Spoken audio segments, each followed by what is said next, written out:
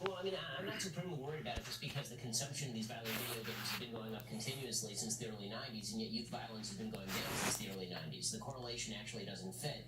As far as individual instances, I mean, you can find patterns in very sporadic instances among virtually all data sets, but there's been pretty mixed data about this. It's true that the American Psychological Association recommends that parents not allow their kids to play these games. I wouldn't let my kids play these games because I think they're immoral, frankly, but that should really be up to parents. I'm not sure the government should be in the business of stepping in. In 2011, Justice Scalia, in a majority decision 5-4, found that it was actually unconstitutional for the state of California to regulate the capacity of parents to be able to get these video games for their kids, or even for kids to get them themselves without parental permission. You saw that as a content violation under the First Amendment. Let's talk more about this.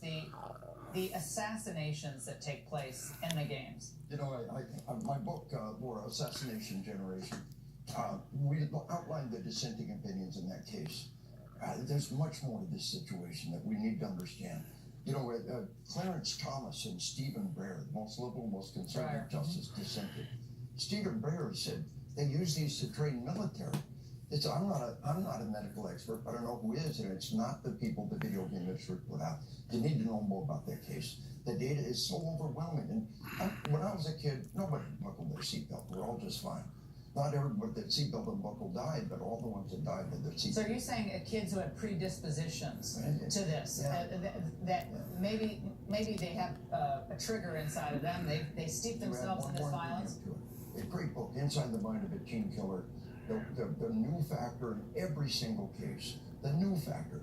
The fact that violent crime is down is not true. Are they using these in Army Ranger training? Do they do video simulation now? But we do it with law enforcement and military training. We use simulators. You don't see it in Ranger School, but you see it as an integral part of our training. To make killing a conditioned response is part of modern training. We've got to do it. Healthy people have to be trained to kill, and the video games do the same thing to the kids. And Ben, but what I always think about this is, you know, science or not, for young children to continually see images of heads exploding, chests opening up, you talked about the immorality of all of this. Whether it's constitutional or not constitutional, maybe as a society we have to talk about what numbing ourselves to this very graphic violence. It's not like cartoon. This looks like a real person's head exploding. And it's over and over and over again. And you're doing it 10 hours a day, and you're playing with people in other countries. That's where you're getting your stimulation. And boys need to be outside playing. They need to be doing physical stuff. Instead, they're sitting there on these screens all day. I just don't see how any of that's good. I fully agree with all of that. I just think there's a question of parental authority, and I think it's a question of how we as a society choose to raise our kids, not necessarily a question of governmental regulation. And the problem I have with the president getting involved is whether this is going to be a cultural issue or is this a regulatory issue? Is this an issue where the president tries to promulgate some sort of legislative response, or where we're supposed to think that the government is going to step in and fix all of this? Because, again, I'm not sure that the statistics match up in terms of just public policy, but I think we're all in agreement that we'd all prefer that kids play less of this, and we have a pretty robust rating system on video games as well. I hope it gets more robust, and I hope more parents take responsibility for the crap their kids are putting in their system.